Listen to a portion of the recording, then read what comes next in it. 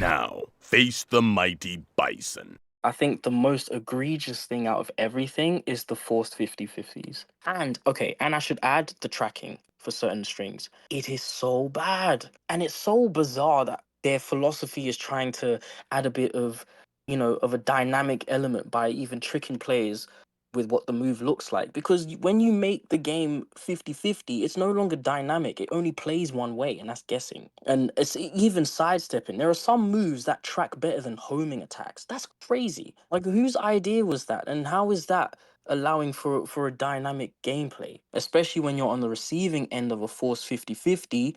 If you don't guess right, you literally just get, taken for right. And you're like, how is this a game? How is this like gameplay philosophy makes sense for a fighting game? Sorry, 1 second. Leah, your banana's downstairs. Go get it. Yeah, and I saw the Tekken talk, and there was a few good things. I won't lie. I was like, okay, they're making some improvements here. But the one thing which I dreaded was that heat engager that you can now go into crouch. Oh my goodness, because that's gonna make the 50/50s even worse now, and it's gonna make certain characters busted. When you go into crouch after heat engager, they're plus 17. Imagine being in like somebody's face whilst crouching at plus 17. It's literally a force 50/50. So as you have certain characters that can launch, both have a low launcher and a mid launcher from crouch. That's crazy to me anyway. And in some instances, they might have a crouching launcher that's more safe than it probably should be. So it's like, what are they doing, man? It feels like it's just becoming one really one-dimensional style of gameplay. Anyway, I'm trying not to be negative here. I know we're talking about, Tekken 8 and stuff, but I'm trying to be optimistic because I really feel like if this season comes out and a lot of complaints aren't addressed, if it's not a significant improvement, I don't see how we can come back from that. We might just have to say, this is what Tekken 8 is, and we might just have to either deal with it or just skip it until the next game, if any. You play Yoshi as well, so I know this is such a potentially a buff for Yoshi. I don't know, but imagine Yoshi going into heat engager plus 17 whilst crouching, and he has that launch unblockable launching low at plus 17 crouching. Whatever Namco are taking, I need some of that because I'm bored. Give me some of what they're taking because it's insane, some of the decisions.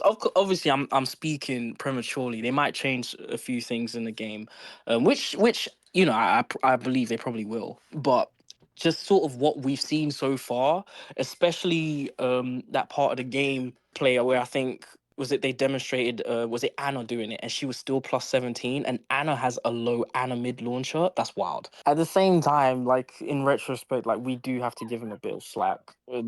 It's only because when creating a game, there are so many variables that you're not aware of, and you have to really put it out there in the world and see how things that develop, and then you can then work out the mistakes and fix it later.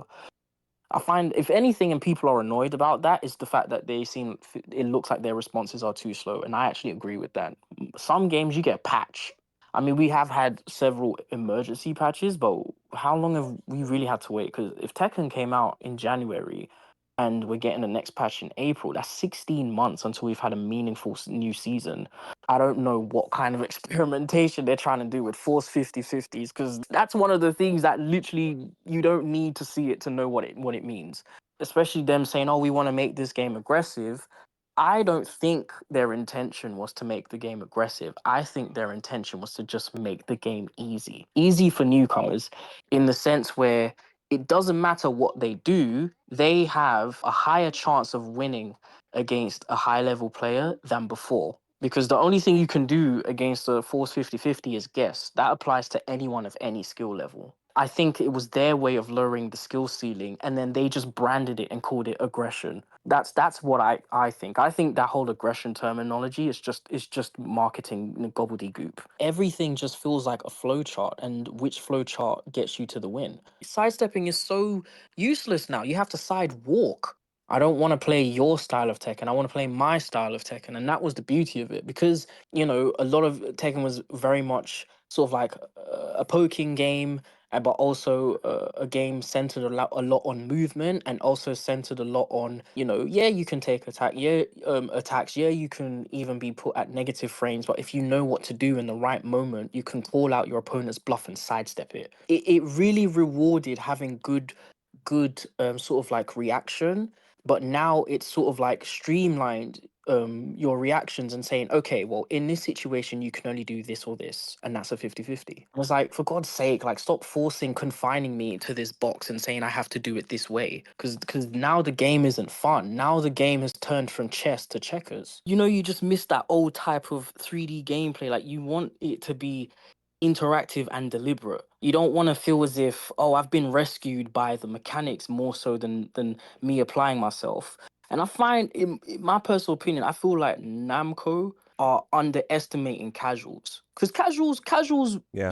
yeah, casuals want to be able to win, but casuals also want to be able to learn. It's kind of bad to assume that casuals don't have the ability to try and understand things. Of course they do. Namco need to find a way to sort of figure out how to better communicate gameplay aspects to casuals. And maybe they need to make the game less convoluted, but making it less convoluted doesn't mean simplifying it to be brain dead. I'll give you an example. Let's say hit ranges. You got high, mid, and low.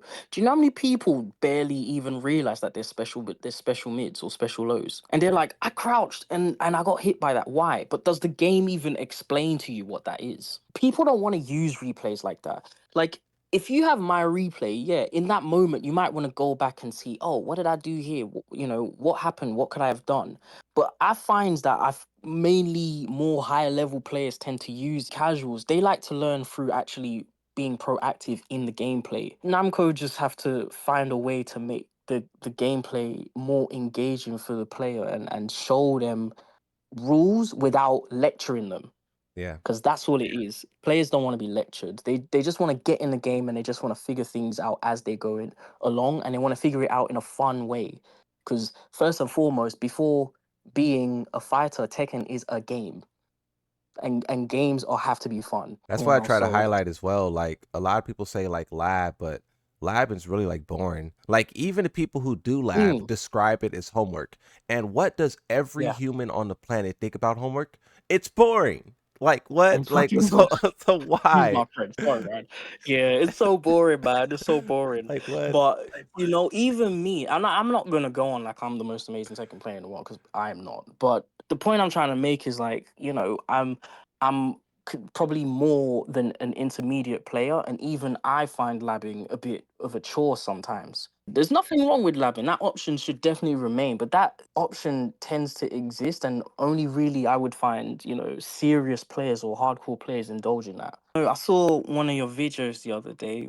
Maybe I'm misquoting, but it was about how Harada's intention is to have moves that are quite deceptive based on what they look like. How is that going to be helpful to a new player? Because the move is going to present like it breaks rules. He calls it a heavy guard. Yeah. So basically that his idea is that like he doesn't he basically doesn't want players to perfect punish. So he makes like the death fist looks safe. The flash looks safe. Havrok has this launcher looks safe. He makes all these things look safe because he thinks it would be boring if everyone clearly knew the way to launch punish these attacks or punish these attacks, so he makes it deceptive in nature. So he would rather players run and grab or do unblockables or do random pokes Mm, instead of like launching. And I think that way of thinking is outdated. Like people try very it is. hard to remember, and for the game to still be lying to players, I think it's a very outdated method. I don't know if other games do that, but I think Tekken should stop that. I think they should stop tricking the Yeah. players and lying to them. I mean, if that's the philosophy they're going for, then fine. But I don't find it works. I don't find it's helpful, because part of what drew me to Tekken, and what I found in other players who had played older Tekken games, is that a lot of older Tekken games, what you saw was tended to be what you got. You could even say, for example, see moves and be able to guess the input, because it literally looked like what you would press to get that. Or you could see, certain moves, and know, oh, okay, this attack is so slow that I could probably catch it before it hits me. And not because you labbed or anything, but because you saw it and you kind of had that intuition. Yeah. So and I find that it's that aspect of Tekken that would probably bring in more casuals because they don't necessarily have to learn the game. If they can use their eyes and react to what they see as they would in real life, then it translates into gameplay. So, it's sort of rewarding them for having good instincts.